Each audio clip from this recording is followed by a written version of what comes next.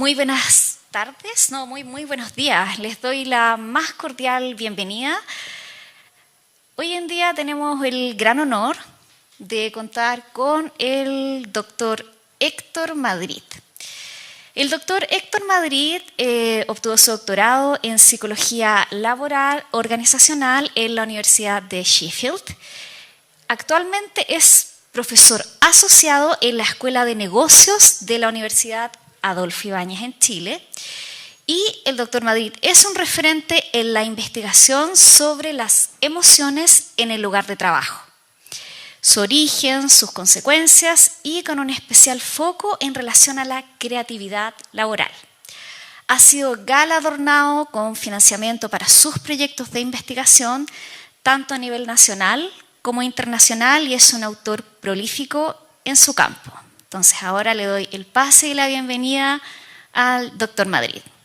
Muchas gracias, Marcela. Estamos solucionando un pequeño problema técnico que tenemos con el pasador de diapositiva, pero por mientras puedo rellenar, no hay problema.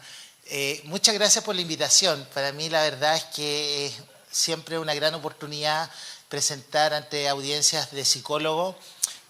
La disciplina de la psicología organizacional tiene el desafío también de ser parte de la comunidad de la psicología, porque se diferencia un poco del resto de las otras disciplinas, en el cual tiene un foco altamente profesional. Entonces, en ese sentido, nosotros los que nos dedicamos a este campo tenemos que hablar mucho con personas del mundo empresarial, personas del mundo organizacional, pero no siempre estamos enfrentados a audiencias que son de nuestro propio campo y de nuestro propio desarrollo, que es el ámbito de la psicología propiamente tal. Entonces, sigo rellenando, ¿no?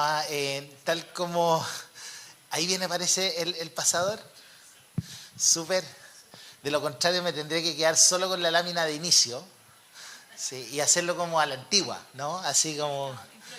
Claro. Déjame ver. Ahí está. ¿Está funcionando el micrófono de solapa? Sí, súper bien. Entonces, ¿qué es lo que les voy a conversar yo? El título tiene varios elementos. Vamos a hablar de la ciencia, eso es un concepto importante en esta presentación, del afecto, es decir, vamos a hablar de las emociones en las organizaciones y vamos a colocar un foco en lo que sabemos hasta ahora, pero también en qué es lo que nosotros podemos proyectar hasta el futuro.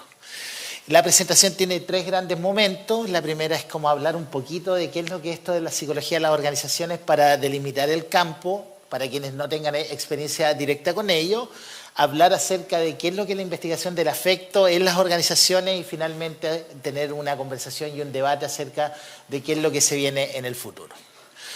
Bueno, la psicología de las organizaciones de repente es un campo un poco enredado porque nosotros nos vamos a encontrar con distintas denominaciones, vamos a encontrar la psicología laboral organizacional como título. En la versión más estadounidense se le denomina psicología industrial organizacional. En la versión más europea vamos a encontrar que se le denomina psicología del trabajo y las organizaciones. En la versión británica se le denomina psicología ocupacional. Y en las escuelas de negocio, es decir, donde se forma la gente que administra las organizaciones, se le conoce como comportamiento organizacional. Entonces hay un poco un enredo ahí y lo que tenemos que nosotros es como determinar si hay como una columna o algo que cruza todos estos elementos. Y el tema está en la dificultad es que nuestra disciplina se tiende a confundir con su práctica profesional. ¿Qué significa esto? Que cuando pensamos en el psicólogo organizacional, estamos pensando en la persona que se dedica a selección, a reclutamiento de personas, trabaja en todo lo que es capacitación en las empresas, se dedica a la evaluación y la gestión del desempeño, trabaja en temas de incentivo y remuneraciones. Sin embargo, esto más bien es la disciplina de la gestión de recursos humanos o de gestión de personas. En otras palabras, ¿cierto? Es como llevar a la práctica toda una tecnología para hacer administración y gestión en las organizaciones, pero que se nutre en parte de lo que nosotros vamos a abordar como la psicología organizacional. Entonces, eso es un primer elemento que quiero despejar, Porque a veces, o sea, el campo de la psicología organizacional en Chile está subdesarrollado desde el punto de vista científico. Es decir, no hay muchas personas que se dedican a hacer investigación científica al respecto, sino que más bien están volcados a la práctica. Sin embargo, cuando nosotros hacemos un mapeo a nivel internacional, nos vamos a encontrar que tenemos sociedades científicas que concentran a más de 15.000 investigadores a lo largo del mundo. Es una disciplina tan grande como la psicología social, como la psicología educacional. Lo que pasa es que todavía no la conocemos lo suficiente acá. Es más, en Chile tenemos dos sociedades importantes, una de ellas la CHIPTO, que concentra personas que hacen investigación, pero también concentra personas que trabajan en el mundo aplicado profesional, y tenemos una segunda sociedad que es la Sociedad Chilena de Psicología y Comportamiento Organizacional, que busca tener un enfoque y una concentración más científica en el área. Entonces, para como colocarle un poco más de perspectiva en qué es lo que hacemos nosotros como actividad científica en este campo, la aguja que queremos mover nosotros está en dos dimensiones. Una, la pregunta es, la clásica, es por el desempeño laboral. Es decir, cómo podemos apoyar a las organizaciones para que sus miembros o sus integrantes hagan mejor el trabajo, realicen de acuerdo a lo esperado sus labores y cumplan los resultados o las expectativas que se tienen de ellos. Eso ha hecho que nuestra disciplina sea en cierta medida criticada porque se nos dice que estamos al servicio un poco de los intereses organizacionales. Sin embargo, eso no es en sí un problema, porque si a las organizaciones les va bien, a todo el sistema social en su entorno también le va bien y hay un efecto de retroalimentación al respecto. Ahora hay una segunda dimensión que tiene que ver con el bienestar psicológico, es decir, en qué medida las personas tienen una experiencia constructiva, positiva, al ser parte de una organización. Eso históricamente se le denominaba como satisfacción laboral, también como compromiso, también se ha denominado incluso como felicidad en el trabajo. Y originalmente los paradigmas tradicionales tenían una visión transaccional de lo que era el bienestar. Es decir, como yo hago o me esfuerzo en que los trabajadores sean más felices para que sean más productivos. Es decir, una versión de la utilización del bienestar al servicio del desempeño. Sin embargo, hoy día hemos ido transitando hacia un modelo más integrativo en el cual el bienestar y el desempeño son fines en sí mismos. Y aun cuando puedan estar relacionados entre sí, la verdad es que hay una covariación entre ellos que se benefician mutuamente. A mayor bienestar, mayor desempeño, ciertamente, pero si hay mayor desempeño también vamos a encontrar mayor bienestar en las personas. Y ahí es donde nos vamos a encontrar con estos dos grandes fines que buscamos como disciplina. Y para eso, ¿cierto? Tenemos distintos niveles de análisis para abordar este fenómeno. Entonces, no porque yo vaya un día y le diga a la persona tú tienes que tener mejor desempeño mañana o tú tienes que ser más feliz a partir de mañana, eso no va a ocurrir, sino que nosotros tenemos que identificar cuáles son los factores que mueven estas agujas y que sí son posibles de trabajar e intervenir. Y tenemos un primer nivel que es todo el mundo de las diferencias individuales. Está la psicología de la personalidad, está la psicología de las habilidades y las diferencias cognitivas, y hay todo un campo de investigación de cómo las características individuales de las personas impactan en estas dos variables que tenemos acá. El segundo nivel es el nivel de puesto de trabajo. Es decir, cómo diseñamos trabajos o puestos de trabajo que impacten en estas dos variables, y ahí tenemos las demandas, los recursos en qué medida las personas tienen más o menos autonomía, reciben más o menos feedback, sus tareas son más o menos complejas, y las demandas en términos de qué es lo que pasa con las sobrecargas de trabajo, las presiones de tiempo, ¿cierto? Los conflictos que pasan dentro de la organización, y hay todo un nivel de trabajo, y hoy día probablemente muchos de ustedes han escuchado de esta aproximación psicosocial hacia el trabajo, es decir, todo lo que son los factores psicosociales están muy concentrados en ese segundo nivel. El tercer nivel tiene que ver con liderazgo y trabajo en equipo. Trabajar en organizaciones es una realidad social. Es decir, hay muchas tareas que nosotros no podemos resolver de forma individual y necesitamos de los esfuerzos colaborativos para resolver problemas que son de alta complejidad, y para eso tenemos que conformar equipos de trabajo. Y la segunda cara de los equipos de trabajo es que las personas necesitamos apoyo y facilitación por parte de alguien que le dé cierta dirección o cierta facilitación a los procesos de trabajo, y a eso le llamamos liderazgo de equipos, y es el segundo factor que está ahí. Luego tenemos el nivel ya organizacional propiamente tal, que tiene que ver directamente con estos conceptos bien instalados dentro de nuestra cultura, que es qué pasa con el clima laboral. Clima laboral no es buena onda, sino que clima laboral es el conjunto de condiciones o percepciones de las condiciones que tengo en el ambiente laboral, que tienen que ver, por ejemplo, con la calidad de las remuneraciones, los beneficios, las oportunidades de desarrollo, por ejemplo, en qué medida se toman decisiones con más o menos justicia dentro de la organización, qué pasa con la estabilidad y la seguridad laboral. Tenemos todo ese conjunto de variables y la cultura organizacional, que a veces se confunde con el clima, pero que es distinta, guarda relación con el sistema valórico y de prácticas que definen a la organización como un todo. Entonces, esta aproximación multinivel es lo que le da estructura a esta ciencia. Sin embargo, durante los últimos años fuimos identificando que nos faltaba un nivel que no habíamos desarrollado, que era el nivel de los estados psicológicos y en particular el rol que juegan los afectos. A diferencia del nivel 1 a 5, que se tienden a asumir como estáticos, es decir, están dados ahí y nos genera diferencias entre personas de cómo estamos vivenciando el trabajo, nos vamos a encontrar que también tenemos un fenómeno que podemos denominar intrasujeto. ¿Qué significa eso? Que las personas en el día a día también van teniendo distintas experiencias de trabajo. El ambiente no es estático, entonces vamos teniendo estados de ánimo, emociones, experiencias de autoeficacia, por ejemplo, de satisfacción de ciertas necesidades psicológicas, y de que si queremos dar cuenta de eso, tenemos que dar cuenta del parámetro del tiempo. Y en el fondo es como cómo estudiamos el fenómeno del trabajo a lo largo del tiempo, y esta es la estructura más contemporánea que nosotros tenemos. Entonces, ahora llego, a partir de toda esta introducción, a la idea de por qué estudiar las emociones en el trabajo y por qué debemos dedicarle investigación a esto. Básicamente, las emociones, la psicología general, la psicología cognitiva, la psicología social nos ha mostrado de que influyen sustantivamente en la forma de pensar, en los procesos cognitivos de la gente, en sus aspectos motivacionales y también conductuales, y de que son una respuesta ante las condiciones que las personas están viviendo en su ambiente en el día a día. Entonces son una especie como de bisagra, de mediador, que está entre el ambiente y la conducta de las personas como reacción ante ello, y también vamos a ver que guarda relación con algunas características individuales también. Por lo tanto, desde el punto de vista de la psicología organizacional, las emociones, primero que todo, son un indicador, un marcador de lo que es la experiencia de bienestar o malestar en el trabajo. Es decir, que en la medida que tengo una predominancia de emociones positivas en el día a día, generalmente voy a sentir una experiencia de bienestar, versus que si hay un predominio, desequilibrio hacia las emociones negativas, mi experiencia va a ser más bien de malestar psicológico. Y lo que yo ya les comentaba hace algún momento, también sabemos que estas experiencias afectivas movilizan o impactan, ya sea favoreciendo o perjudicando el desempeño en el trabajo.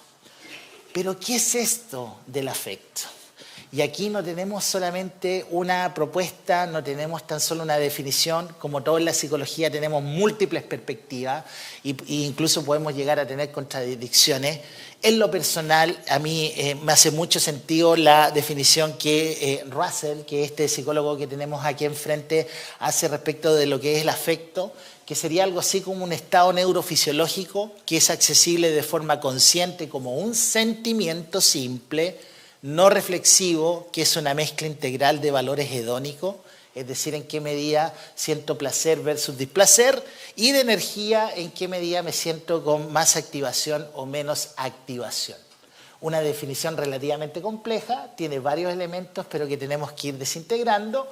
Lo principal que quiero colocar sobre la mesa es que lo que vamos a asumir por afecto no es una cuestión binaria ni dualista, sino que es una experiencia integrativa que tiene bases tanto biológicas como psicológicas en el plano mental y subjetivo, que se mueve en esta dimensión de qué tan placentero o displacentero es el día a día que vamos conviviendo.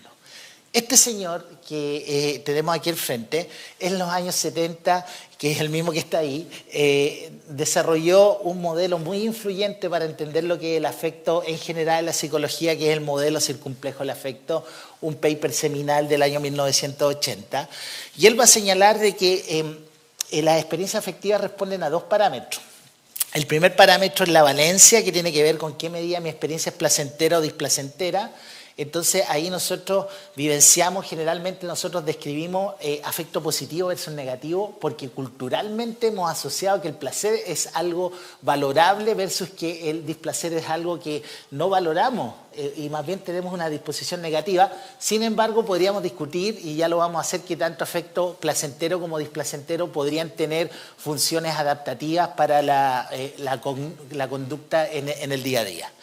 Y el segundo parámetro tiene que ver con la activación, es decir, hay estados afectivos que son de alta energía versus que otros de baja energía, y así cuando nosotros combinamos el factor hedónico con el de la activación, tenemos el placer altamente activado, cuando nos sentimos entusiasmados, inspirados, alegres. En contra de eso, ¿cierto?, tenemos el placer desactivado cuando estamos tranquilos, en estado de calma o confort. Y por el otro lado, ¿cierto?, tenemos toda la dimensión del displacer altamente activado, que es el nerviosismo, la ansiedad, la tensión. Y por el otro lado, en la parte inferior, tenemos la tristeza, la decepción y la depresión. Solo por colocar 12 indicadores acá. Las investigaciones más recientes del modelo circunplejo describen docenas de experiencias afectivas que nosotros podemos tener en el mundo del trabajo. Entonces este es un modelo estructural que nos permite describir lo que es la experiencia laboral, y nosotros en mi equipo de investigación nos propusimos traer este modelo al contexto chileno, hacer una validación de él dentro de muestras de población chilena, y en una publicación que hicimos en el año 2014 replicamos la estructura, vemos que se comporta muy cercanamente a su descripción en términos anglosajones, y disponemos de un instrumento que está disponible, hay un instrumento que está disponible para tener esta aproximación. Ahora esto es estructural, es decir, simplemente nos permite describir qué es lo que es real, es decir, simplemente nos permite describir qué es lo que es el afecto. Pero la pregunta es, ¿por qué sentimos? ¿Por qué tenemos emociones? Y hay distintas teorías para explicar esto, y una teoría que es muy fundamental es la teoría del afecto como información. ¿Y qué significa eso? De que la experiencia afectiva contiene información respecto de lo que está pasando en nuestro entorno. Es un sistema muy antiguo, precognitivo, si lo quisiéramos llamar así. De hecho, sus bases neurofisiológicas están en el cerebro antiguo, que nos informan acerca de en qué medida estoy enfrentando oportunidades para alcanzar recompensas que me son valiosas, antiguamente alimento, ¿cierto?, o experiencias que son amenazantes. Por ejemplo, me alertan de que hay algo que está amenazando mi integridad, por lo tanto, ancestralmente es como que no me venga a comer el león, en el fondo, es como verlo desde esa perspectiva. Entonces tenemos un eje que es del entusiasmo y la decepción, que es en qué medida, ¿cierto?, yo cuando hay oportunidades para alcanzar recompensas que no son valiosas, se activa el entusiasmo porque eso me moviliza a buscar esa recompensa. Versus que cuando hay una ausencia de recompensas que son valiosas para mí, se me genera la decepción, el decaimiento, ¿cierto? Y me genera como esta experiencia de estar desconectado de la conducta de aproximación. Y esto desde la clínica es el eje maníaco-depresivo, definitivamente. O sea, cuando nosotros lo vemos ahí como el sobreentusiasmo, ¿cierto?, sería como el eje más maníaco, y el nivel como ya extremo depresivo abajo tiene como ese paralelo. Ahora, de forma ortogonal, tenemos la dimensión que se activa por la presencia de amenaza. Cuando nosotros tenemos amenazas reales o simbólicas, se activa la ansiedad, el temor, el miedo, la preocupación, versus que cuando estamos en un ambiente de ausencia de amenazas, en el fondo de protección, de seguridad, vamos a estar en estados que son de más tranquilidad, calma o confort.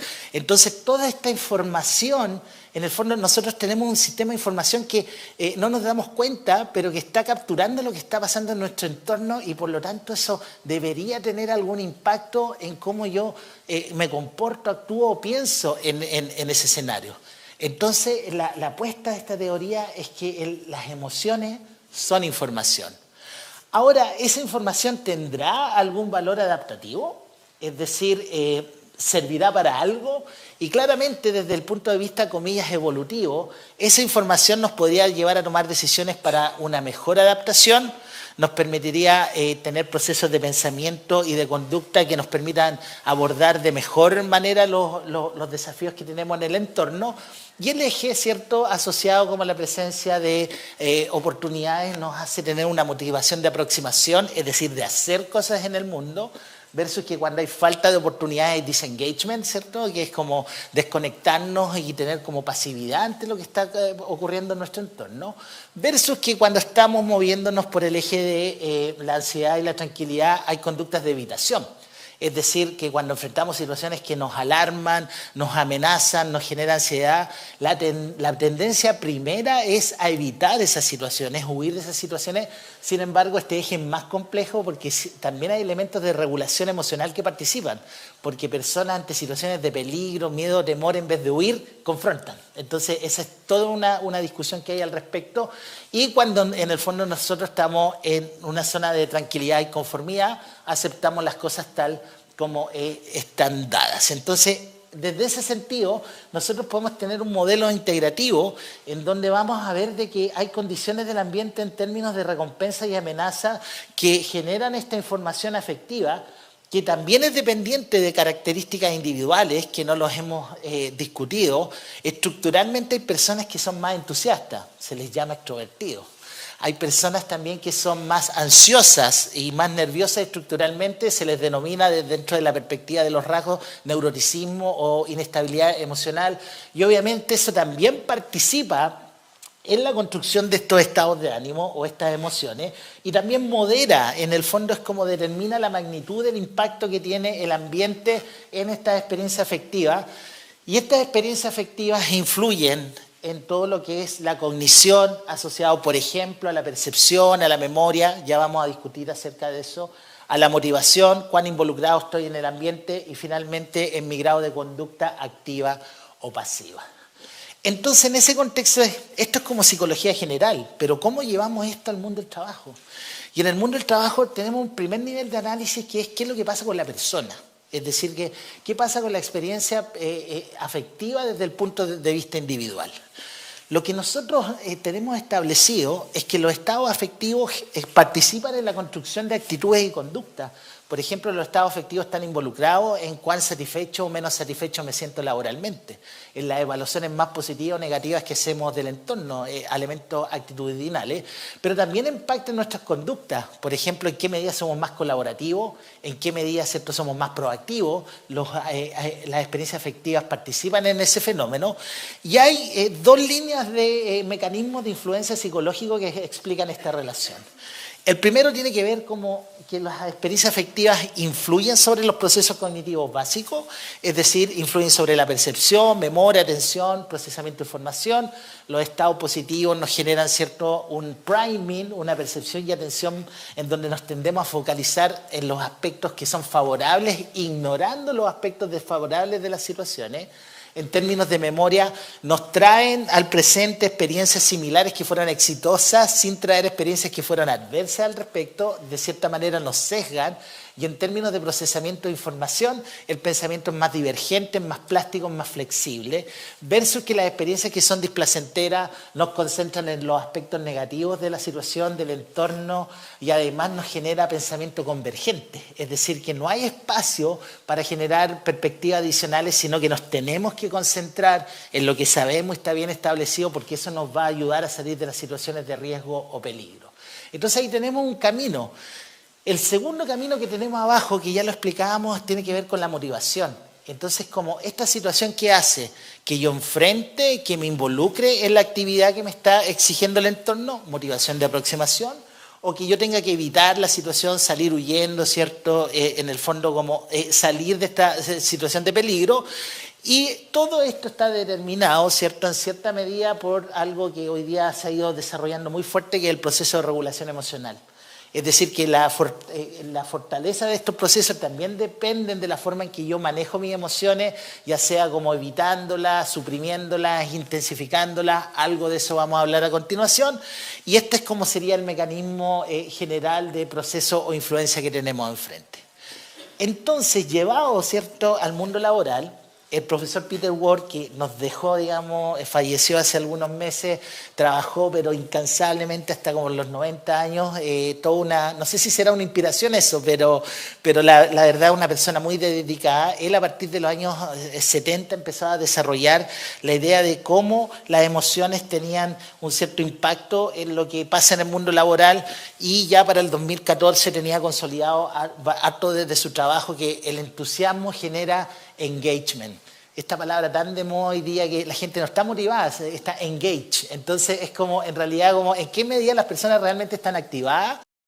Segundo, está fuertemente asociado a la creatividad, como vamos a discutir posteriormente, versus que los estados de tranquilidad tienen que ver mucho con tener una satisfacción más pasiva respecto a lo que está pasando en el entorno, y también se asocia al desempeño competente, es decir, al correcto, la correcta realización del trabajo en términos fundamentales de lo que se espera de mí, pero sin necesariamente tener que dar la milla extra, es decir, como hacer un esfuerzo adicional. Versus que en el ámbito desplacentero la ansiedad está muy asociada a la experiencia de estrés, está muy asociado también al tema como de la percepción de adversidad en el trabajo, y también está asociado como a la irritabilidad y eventualmente a situaciones de conflicto.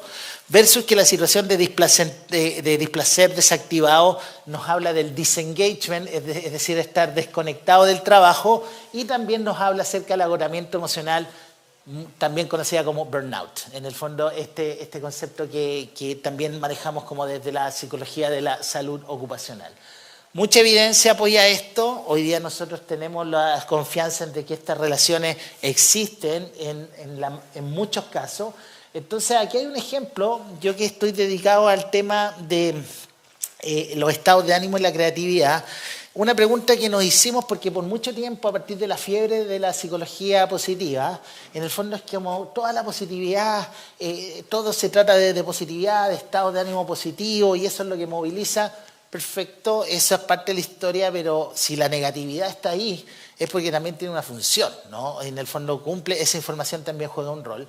Y desde esa perspectiva nosotros hicimos un estudio de diario en donde hicimos medidas repetidas por 15 días, en donde seguimos una muestra muy grande de profesionales, y les fuimos midiendo su estado de ánimo y reportes de creatividad, y observamos de que efectivamente a partir del circunplejo del grado 0 al 360, este círculo, el entusiasmo es el principal predictor de la creatividad. En la medida que estoy más entusiasta, tengo más pensamiento flexible, estoy más activado, me quiero involucrar en el trabajo.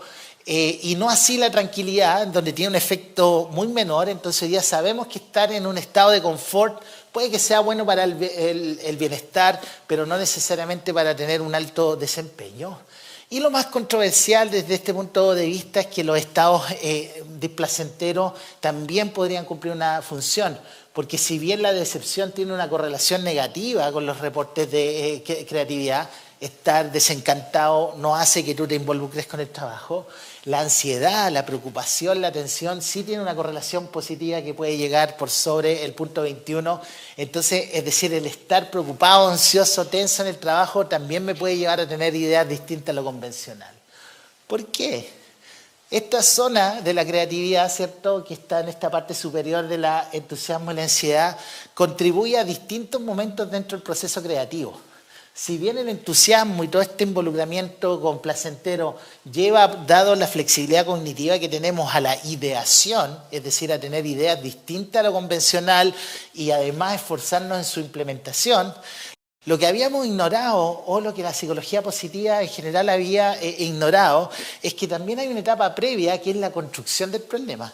Es decir, que nosotros somos creativos e innovadores también en frente de adversidad y tenemos que resolver problemas. Y la ansiedad, la preocupación a través de sus sistemas de pensamiento convergente hacen que yo elabore o construya mejor el problema que podría solucionar de forma eventualmente creativa, y eso eleva las posibilidades de creatividad a lo largo de lo que denominamos el proceso creativo, o también el proceso innovador, como le interesa a las organizaciones. Entonces, ¿cierto? Aquí tenemos un ejemplo de cómo los estados de ánimo participan en, quizás desde mi punto de vista y me sesgo, uno de los elementos más importantes de la condición humana, que es la creatividad. O sea, sin la creatividad no podríamos evolucionar, ¿cierto? Como civilización. De hecho, me gusta mucho la definición de cultura entendida como la transformación del entorno natural por parte de la acción humana, y no podría haber esa transformación si no tuviéramos la capacidad de pensar de forma distinta a lo convencional.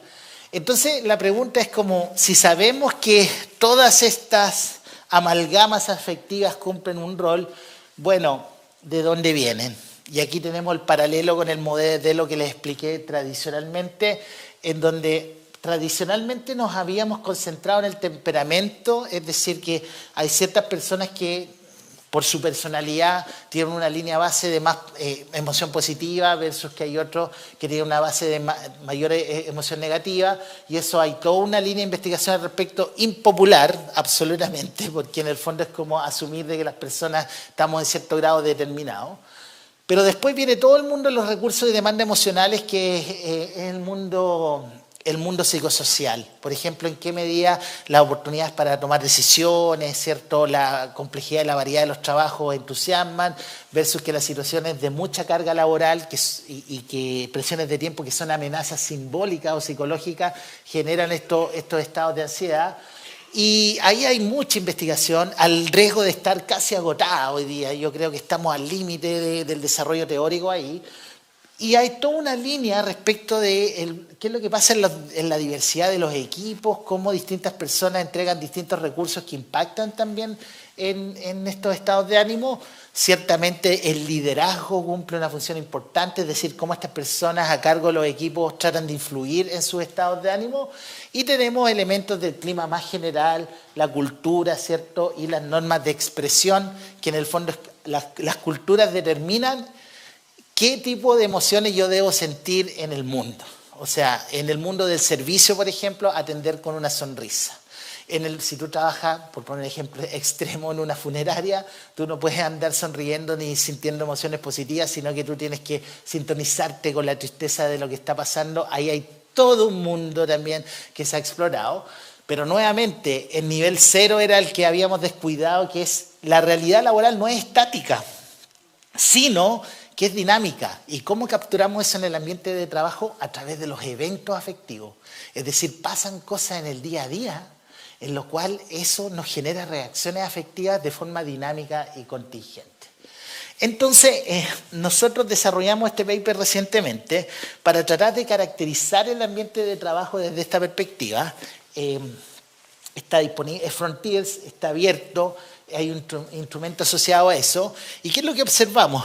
De que efectivamente tenemos una estructura multinivel. Las así llamadas demandas laborales, ya sea la sobrecarga, las presiones de tiempo, las cargas cognitivas, emocionales, generan afecto negativo y no afecto positivo.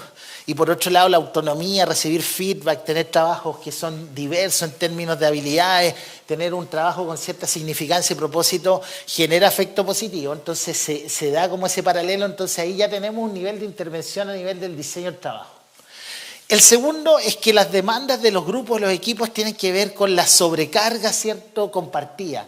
Cuando las personas algunos tienen más pega que otros, ¿cierto?, se desequilibran las cargas, eso también genera afecto positivo. El conflicto, sobre todo el conflicto emocional interpersonal, genera mucha emocionalidad negativa. ¿Para qué hablar de un tema súper oscuro? Tenemos gente en la universidad, Diego Portales, que es muy especialista en el tema de la violencia, en el tema, ¿cierto?, de los liderazgos destructivos. Esa realidad también existe, aun cuando es muy difícil hablar de ello. Y por el lado de las emociones positivas a nivel grupal tenemos el apoyo entre los trabajadores, la comunicación efectiva, los espacios de participación y tener una supervisión o liderazgo que apoye a los trabajadores. Entonces aquí tenemos el nivel grupal. Ya a nivel organizacional nos vamos a encontrar que cuando tú tienes un ambiente donde tomas decisiones injustas, en donde hay mucho politiqueo tóxico dentro de las organizaciones, en donde hay inseguridad laboral, eso también genera reacciones afectivas negativas, versus que cuando tenemos claridad de las recompensas que vamos a recibir, tenemos oportunidades de crecer, de entrenarnos, de desarrollar una carrera. Todo eso eleva los estados de ánimo también positivos dentro de la organización. Entonces aquí tenemos como esta estructura multinivel que nos ayuda a pensar este fenómeno. En mi tesis de doctorado ya hace 10 años atrás, el tiempo pasa muy rápido, en 10 años más voy a estar a 5 de jubilarme, lo cual es como horrible pensar en eso, pero en mi tesis de doctorado el principal paper que derivó de eso es hacerse la pregunta, bueno, los estados de ánimo impactan sobre la creatividad y la innovación y de dónde vienen. Y básicamente ahí desarrollé un modelo multinivel en el cual observé de que los estados de ánimo altamente activados, como el entusiasmo, aumentan la creatividad y el querer implementar esas ideas, pero que eso está determinado por el clima de apoyo a la innovación, es decir, en qué medida yo percibo que la organización realmente apoya y le interesa la innovación y la creatividad. Sin embargo, eso también estaría determinado por la apertura a la experiencia como rasgo de personalidad. Y esto desde la perspectiva de la teoría de la evaluación cognitiva de Lazarus, básicamente lo que va a decir es como las reacciones afectivas dependen del encuentro, de lo que significa el ambiente, pero también respecto de mis propios intereses. Y si hay ajuste, se producen estos estados de ánimo. Y esa misma experiencia afectiva también modera la intensidad de la relación del entusiasmo sobre la creatividad y la innovación. Es decir, que si yo soy una persona que me interesa más la creatividad, mis estados de ánimo positivos van a influir más en ese desempeño. Y aquí están las interacciones, las relaciones positivas entre el apoyo a la innovación y el entusiasmo cuando hay alta apertura a la experiencia, y al mismo tiempo ese entusiasmo va a llevar a más creatividad e innovación cuando hay alta apertura a la experiencia, y por eso este modelo se llama un modelo multinivel, porque incorpora elementos de personalidad y del contexto, e interactivo porque implica como el juntar estos dos mundos, el mundo de person situation interaction, se llamaría en el inglés, donde ambos mundos tienden a intersectar. Entonces, a riesgo de autopromoción, si a usted le interesa el tema, puedo compartir con usted. Recientemente publicamos un capítulo en el Cambridge Handbook of Creativity and Emotions, donde resumimos el estado de arte de este campo de investigación, obviamente de todos los estudios que encontramos hasta el 2021. Está resumido ahí, pero ciertamente lo más la revisión más importante que tenemos es de Hilary Elfenbein, una líder en estos temas, que revisa el rol de las emociones al nivel organizacional como un todo. También puedo compartir este artículo si les interesa. Profesor Elgueta, ¿cuánto me queda? ¿Aún te queda tiempo? Yo voy a hacer la encargada de... Porque quiero conversar después, entonces no. Si quieres ir cerrando para que conversemos. No, todavía no puedo cerrar, pero... Ya, ok, pongámosle 7. Entonces, claro, entonces, así negociamos. Entonces, hasta el momento está lo que nos hace sentido, el afecto individual. Pero ¿habrá algo así como el afecto grupal? Cuando uno va al estadio, todo el estadio vibra. Cuando vayas a ver a tu banda favorita, ahí todo así como estamos todos, en la misma sintonía afectiva. Parece que la afectividad puede trascender, ¿cierto?, a la individualidad, y a eso se le ha llamado afecto grupal. La experiencia afectiva, sus antecedentes y consecuencias que trascienden a lo individual y que se le denomina tono afectivo.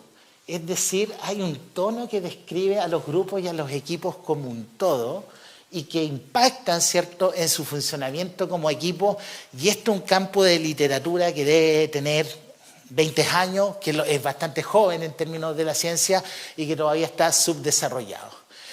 Esta lámina la hizo un muy buen amigo que éramos compañeros con Germán éramos compañeros de doctorado hace 10 años atrás, y teníamos un súper buen amigo que era Aldo Berrío, ilustrador, y él generosamente, para representar mi tesis, hizo este diagrama en donde está el modelo circunplejo en un contexto de equipo. Es como la persona súper entusiasmada, el que está preocupado y miedo por proponer, el que dice, mira, la idea aquí no tiene ningún lugar, no voy a decir nada, versus que el otro que dice, tranquilo, si está todo bien, ¿para qué arreglarlo si no está roto?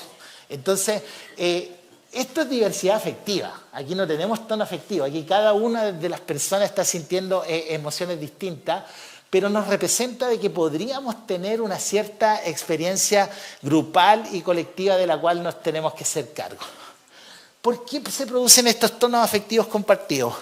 Porque hay composiciones de los equipos en donde tenemos rasgos de personalidad similares, Si hay un equipo con muchos extrovertidos, ese equipo va a ser más entusiasta. Y si tenemos como equipos más, con personas más inestables emocionalmente o más, comillas, neuróticas, como se les denomina en el Big Five, ese equipo va a ser más ansioso.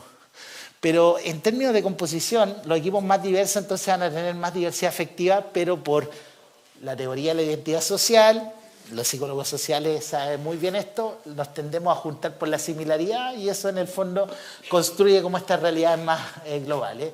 Pero también, ¿cierto?, el tono afectivo se construye porque estamos enfrente y expuestos a los mismos eventos afectivos, las mismas presiones de tiempo, las mismas cargas de trabajo, las mismas oportunidades. Y el tercer nivel es el nivel interpersonal, es decir, hay personas dentro de los equipos que activamente tratan de influir en los estados de ánimo colectivos de ellos y generalmente esas personas son los líderes y se producen aquí dos mecanismos grupales de influencia en donde el tono afectivo participa en lo que se llama la integración social, los estados positivos aumentan la cohesión, la confianza, la seguridad psicológica, los estados negativos en general la echan a perder. Y además hay procesos conductuales en donde los tonos afectivos también generan más colaboración, más interacción entre las personas y obviamente esto se retroalimenta entre sí para desencadenar en experiencias de bienestar y desempeño colectivo como por ejemplo la innovación. La innovación es por definición un proceso social. Nosotros no innovamos de forma individual, sino que innovamos a partir del intercambio de ideas e información que se fertiliza cruzadamente. ¿Cuáles son los mecanismos de influencia? Así como tenemos la teoría de la información, de afecto como información a nivel individual, existe una teoría extraordinaria que se llama la teoría del afecto como información social. ¿Qué significa eso? De que la experiencia compartida nos dice de qué es lo que está pasando en términos como de las interacciones, los valores, las actitudes interpersonales que existen. Entonces hay un primer mecanismo que es el contagio emocional. Nos contagiamos, pues si yo estoy entusiasta, generalmente las emociones se transmiten y si tenía un líder que es como entusiasta, eso genera como transmitiendo como ese entusiasmo versus si tenéis como mucha predominancia de ansiedad en el equipo, eso se contagia y se propaga y eso impacta en el funcionamiento del equipo. El segundo mecanismo, que es el de la información social, es que a partir de qué es lo que está pasando en el equipo, la gente saca conclusiones e inferencias que pueden representar o no la realidad. Pero, por ejemplo, cuando estamos en estados de ánimo positivo, yo tiendo a percibir de que las otras personas tienen buenas intenciones, tienen metas constructivas para el trabajo en equipo, tienen actitudes que son favorables y todo lo que impacta en lo que es la confianza y la colaboración, versus que cuando hay un predominio de lo que son las experiencias displacenteras, empiezan a haber sospechas. No, esta persona no tiene su propia agenda, ¿no? O este líder la verdad es que no le interesa mucho la construcción de espacios de colaboración, lo cual también tiene un impacto. Entonces, les quiero colocar un efecto, ya estamos terminando, tú dices que... Sí, ya, pucha, me falta un poco, pero haré mi esfuerzo máximo. Este tema es de todo mi interés y es el constructo principal que yo investigo ahora, que es la presencia afectiva. Aparte del contagio, es decir, que yo puedo contagiar mis propias experiencias afectivas, lo que estos psicólogos encontraron de que por el solo hecho de interactuar con ustedes, al margen de que yo me sienta entusiasta o no, puedo hacerlos sentir entusiastas. O que al margen que yo esté ansioso o no, por el solo hecho de estar enfrente de ustedes, puedo hacerlos sentir ansiosos. Y esa es tu huella, ¿no? Es tu firma afectiva. Entonces, este proceso es básicamente el contagio existe. No hay duda de eso, un líder puede transmitir sus propias emociones, pero la presencia afectiva, ¿cierto?, en el fondo también participa como un mecanismo complementario que es, por estos psicólogos está descrita como un rasgo, es decir, nosotros tenemos la tendencia estable en el tiempo de provocar ciertas emociones en los demás. Y este paper, que es un paper muy importante al respecto, nosotros replicamos esto para el contexto de los líderes en los equipos y vimos que los líderes con presencia afectiva positiva generan más intercambio de información dentro de los equipos, generan más innovación, versus que los líderes que tienden a ser a las personas que se sientan tensas, ansiosos, preocupados, nerviosos, disminuyen el intercambio de información y eso termina impactando en el desempeño. Este paper que lo tenemos ahí está en la segunda ronda de revisión, esperamos de que esté publicado de aquí a fin de año. Este es un estudio semilongitudinal en donde muestra definitivamente que la presencia afectiva aumenta la seguridad psicológica en los equipos y eso termina aumentando la proactividad. Pero al contrario de lo que la psicología positiva quisiera escuchar, cuando los jefes hacen que tú te sientas preocupado, ansioso, eso puede mover tu desempeño también, ¿no? Y la relación es positiva. Entonces, no es esta simetría positivo-positivo, negativo-negativo. Ya vamos a discutir acerca de eso. Bueno, si existe la presencia afectiva, en el fondo, bueno, ¿qué es lo que la moviliza? En el fondo, ¿qué hay detrás de la presencia afectiva? Nosotros creemos que es la regulación emocional, interpersonal. Los líderes que realizan acciones para, por ejemplo, modificar los estados de ánimo de los integrantes, escuchando sus preocupaciones, sus motivaciones, dándoles apoyo, generan más presencia afectiva positiva, versus que las personas, como dijo la Claudia, también somos malignas y hacemos cosas para que los otros se sientan mal. Entonces, hay gente que, por ejemplo, critica destructivamente a los otros, que le hace la ley del hielo, y todo eso participa como en la construcción de su presencia afectiva negativa, y eso está ahí. Esta me la voy a saltar porque tendría que explicarlo mucho rato y la Marce ya me tiene desde el cuello. Pero básicamente, otra autopromoción, si les interesa todo esto del afecto grupal, hay otro capítulo escrito también por nuestro equipo de investigación. Tenemos un tercer capítulo aplicado a la psicología organizacional y, por supuesto, el más importante es de Sigal Barzadeh y Andrew Knight, quienes son los que han liderado esta investigación y tienen este Annual Review of Psychology. Les prometo que con esto termino. Les prometo que con esto termino. Este es el presente, lo que yo les he resumido así muy rápidamente, el presente de esta investigación. Pero ¿qué es lo que es el futuro? ¿Se agotó la investigación de las emociones en la organización? Definitivamente no, porque tuvimos un evento de choque que se llamó pandemia, COVID-21, y nos vino a cambiar todo el mundo del trabajo y nos instaló este desafío. El teletrabajo. ¿Qué pasa con las emociones con el trabajo a la distancia? ¿Cumplirán algún rol? ¿Cómo impacta esto? La principal pregunta es cómo impacta esto en el bienestar emocional de la gente. El tener que compartir demandas que son laborales y personales para la gente que tenemos familia, ¿impactará en nosotros? Para los que son solteros, solteras, ¿podrá haber soledad dentro del trabajo? O sea, hay preguntas fundamentales que nosotros no estamos haciendo al respecto. A mí este es el tema que menos me interesa, porque yo estoy obsesionado con los equipos de trabajo y aquí es donde viene lo que a mí me interesa. ¿Qué pasa con los equipos virtuales? Porque el teletrabajo soy yo y mi trabajo, pero otra cosa es trabajar en equipos virtuales, es decir, como mediados por tecnología. ¿Qué pasa con la virtualidad? ¿Realmente podemos trabajar de la misma forma presencialmente o mediados por la información? ¿Qué pasa con la emoción, con toda esta emocionalidad grupal? Y lo que tenemos algunos estudios previos a la pandemia, todavía no hay estudios suficientes posteriores a la pandemia, pero que la virtualidad se correlaciona positivamente con el conflicto. A mayor virtualidad hay más de malos entendidos. Por ejemplo, se correlaciona negativamente con la efectividad de la comunicación. Es decir, nos cuesta más comunicarnos, llegar a entendimiento de lo que estamos haciendo y además se correlaciona negativamente con el intercambio de información. Todo esto está cruzado emocionalmente. Afecto como información social. Entonces yo le pregunté a ChatGPT y le dije, ¿cuál es el futuro de la investigación de las emociones en los equipos de trabajo? Y ChatGPT me dijo, ¿qué pasa con la conexión afectiva entre los integrantes del equipo? ¿Qué pasa con la información y la comunicación afectiva a nivel virtual? ¿Funciona la colaboración y la confianza al mismo nivel en los equipos virtuales? Oye, ¿qué pasa con el conflicto? Tercero, ¿habrá algo así como el liderazgo emocional? Todo un desafío desde el punto de vista del afecto como información social. En resumen, 3 mensajes. Yo partí diciendo, me gasté un buen tiempo que no me debería haber gastado a lo mejor diciendo lo que era la psicología laboral, pero ¿por qué lo puse sobre la mesa? Porque aquí probablemente hay muchos estudiantes. Psicología laboral no es tan solo salir a seleccionar, capacitar, esa es parte de la historia. Pero aquí detrás hay una ciencia científica y por eso esta presentación está en este congreso. Segundo, hasta el presente nosotros ya sabemos hasta el cansancio de que las emociones son una cuestión importante, tanto emociones positivas como negativas, y el futuro no tan solo de las emociones, sino que de la psicología organizacional se la va a jugar en aquello que se llama la organización virtual. De hecho, mi estimación es que va a aparecer un experto en management pronto con un bestseller diciendo como la organización virtual, ¿no es cierto? Entonces, y lo va a colocar al margen de ello. Muchas gracias. Si se interesan más en este trabajo, a riesgo de autopromoción, pueden visitar ese sitio web. Hay muchas de las publicaciones que les presenté acá. Tengo material de investigación, muchas escalas, instrumentos para medir estas cosas.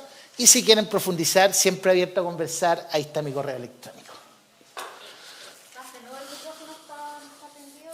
Nos sentamos acá, ¿o no? ¿Tenemos tiempo para conversar? Tenemos todavía tiempo para conversar. No tanto, yo tengo que exponer después, pero tenemos tiempo para conversar. Este micrófono tampoco está... Ahí lo van a activar. Para que la gente que está en streaming nos logre escuchar. Ahora sí, muchas gracias. Primero que todo, Héctor, agradecerte la presentación. Yo creo que nosotros vivenciamos, o al menos no sé, yo también soy organizacional. Presencia afectiva nos energizó, al menos yo me sentí vibrando ahí con ganas de conocer más y veo varias caras. Yo voy a ser muy cordial, tengo una serie de preguntas y comentarios, pero yo conozco a Héctor, tengo contacto con Héctor, lo puedo chatear ahí. Claro, me puede llamar por teléfono. Por ende, voy a dar primero prioridad a ustedes para que hagan preguntas, comentarios. Y antes de dar la palabra, yo creo que hay varios que dicen, pucha, Héctor nos promocionó un montón de capítulos, de papers. ¿Dónde podemos acceder quienes no tienen el acceso pagado a APA? Héctor es cordial y podría enviar su copia de autor de algunas cosas. En contra de los intereses de la... ahí tengo este otro. Perdón. En contra de los intereses, obviamente, de quienes publican, ¿no? De las editoriales, sí puedo compartir mis papers para callado, digamos, mis capítulos, no tengo ningún problema, y hay varios de esos que están ahí, esa página web, así que totalmente abierto a compartir todo el material que quieran.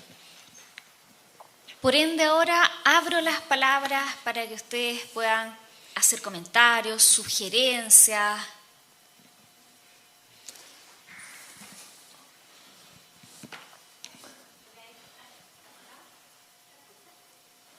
No se escucha.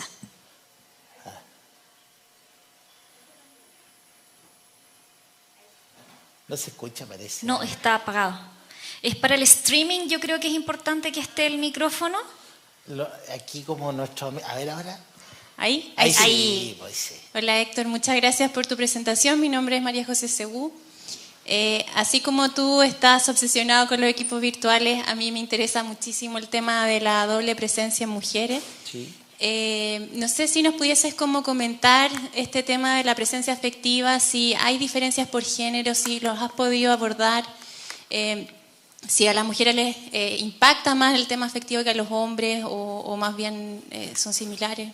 Si me puedes comentar en relación a eso. Mira, yo creo que las diferencias en torno afectiva, en torno a hombres versus mujeres, está casi al límite del mito psicológico. Porque en el fondo muchas investigaciones te señalan que los resultados no son concluyentes. Las neurociencias no han logrado demostrar con determinación que hay un cerebro femenino versus masculino. Y nuestras investigaciones indican de que no hay diferencia entre presencia afectiva entre hombres y mujeres. Y esto tiene un fundamento súper importante. ¿Por qué los hombres y las mujeres deberían tener distinta afectividad? Porque son de Marte y de Venus, no lo creo. Y detrás de esto tiene que ver el elemento cultural. Es decir, como que la cultura ha reforzado esta idea de que las mujeres son las emocionales y los hombres somos como máquinas calculadoras mentales. Y más encima tiene un sesgo con un juicio de valor, que las mujeres son emocionales pero negativamente, son estresadas, digamos, y todo eso, versus que los hombres manejan la presión y todo. Eso yo creo que son construcciones sociales. Definitivamente, los datos no apoyan definitivamente esas diferencias, ¿no? Ahora con el tema de la doble presencia, es un concepto súper complicado. La doble presencia viene de la escuela francesa, con todos los problemas que eso significa. Digamos, o sea, esa es mi postura ideológica, ¿cierto? Yo estoy más como contaminado por la psicología británica, si es lo que ella pasa. es muy difícil capturar la doble presencia. Porque cuando tú le preguntas a una persona, usted en su trabajo, además tiene preocupaciones que son familiares, todos la tenemos probablemente, y a lo mejor las mujeres piensan más en la casa, pero ¿cómo despejamos que ese efecto sea un efecto como propiamente tal de la cotidianidad, o sea, un problema del diseño del trabajo? Ahí hay un desafío. Yo creo que este instrumento de factores psicosociales que hoy día las empresas están como llamadas a implementar sí o sí no ha ayudado al problema, porque la forma en que se ha definido y que se ha medido ha demostrado no ser muy efectiva. Ahí, como estamos en esta idea de conversar, me gustaría ahí aportar un poco. Estoy de acuerdo en que el instrumento o la forma de medir doble presencia, incluso la variable, es muy controversial, sí. Pero sí existen datos en Chile, que es la encuesta del uso del tiempo. No sé si ustedes están familiarizados, es una encuesta que hace el INE y que por una parte evalúa la carga de trabajo remunerado, estos con datos binarios lamentablemente, entre hombres y mujeres. Y los hombres trabajan más horas remuneradas, pero cuando se suma el trabajo no remunerado, claro, y se hace lo que significa la carga global de trabajo, en Chile las mujeres tienen más carga de trabajo, más horas de trabajo. ¿Ya? Y en relación, eso es por doble presencia, como que creo que la variable está súper mal conceptualizada y medida. No debiese ser medida de esa forma porque tenemos datos que dan cuenta de eso, pero además en relación a la emocionalidad, ahí yo discrepo un poco o no sé si discrepo o lo voy a llevar hacia la otra vertiente. Más allá de si existe un cerebro femenino o masculino, convengamos que existen estereotipos y división sexual del trabajo. Se tiene una idea de cómo se debe comportar una mujer. Yo les pongo los ejemplos clásicos que han sido virales. Simone Biles, no sé si ubican esta atleta afroamericana que es la que ha ganado más medallas en gimnasia rítmica, creo que es. Y a ella le han dicho, ¿tú por qué no sonríes más? Has ganado un premio, literal, en entrevista, y eso se realizó, y ella dice, a mí las sonrisas no me ganan medallas de oro, yo trabajo, a un hombre jamás se le dice eso. No. En entrevistas, respecto cine u otras, ¿qué hiciste? ¿Qué dieta hiciste? O la expresión emocional que se nos pide a quienes nos identificamos como mujeres es distinta de las expectativas que se espera de un hombre. Y ahí, al parecer, las estrategias de regulación emocional que debemos ocupar mujeres y quienes trabajamos con interacción con terceros nos requieren más porque se esperan otras conductas de nosotros. Pero insisto que yo no soy la experta, le doy de nuevo la palabra a Héctor. No, yo para profundizar en eso y despejar alguna confusión que haya podido dejar en los comentarios anteriores, yo estoy totalmente de acuerdo contigo y si yo me tuviera que encasillar con todo el peligro que eso tiene, yo soy culturalista y culturalista significa de que tener diferencias, por ejemplo, en la experiencia o en la regulación emocional en términos de ser hombre versus mujer solo para ocupar ese parámetro binario, no tiene que ver con una biología. Tiene que ver con una construcción cultural en donde desde chiquitito nos dijeron, ¿cierto?, como que las mujeres pueden expresar sus emociones, los hombres no pueden llorar, partiendo como por esa como expresión burda, y eso se empieza a consolidar en el tiempo al punto de generar divisiones del trabajo. O sea, como los trabajos altamente emocionales están fuertemente asociados a mujeres, servicio, cuidado, docencia, versus que los hombres están como asociados como a trabajos, comillas, más analíticos, como que el análisis no le llevara emoción.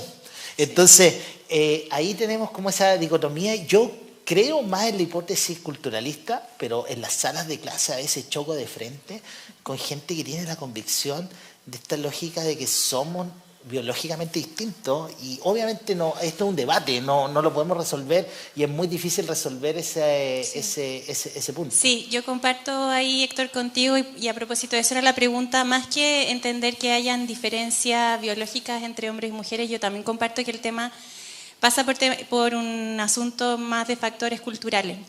Solo para precisar, la encuesta del INE mide doble carga, más que la doble presencia, porque la doble presencia efectivamente implica, y como el nombre lo dice, presencia tanto en el mundo laboral como en el mundo familiar y doméstico, y implica afectos. Entonces, también es bueno instalar de que esa labor familiar y doméstica pasa por afectos y también tiene consecuencias físicas, de salud mental, etcétera, en la persona que está en este estado. Así que me alegra escuchar que también estás a favor de las variables culturales. Sí, sí, soy culturalista. Más preguntas, comentarios. Aquí hay una palabra, creo. ¿Perdón? Sí, tenemos que ir cerrando. Acá el joven... Sí. Bueno, un gusto, mi nombre es Carlos Escobar.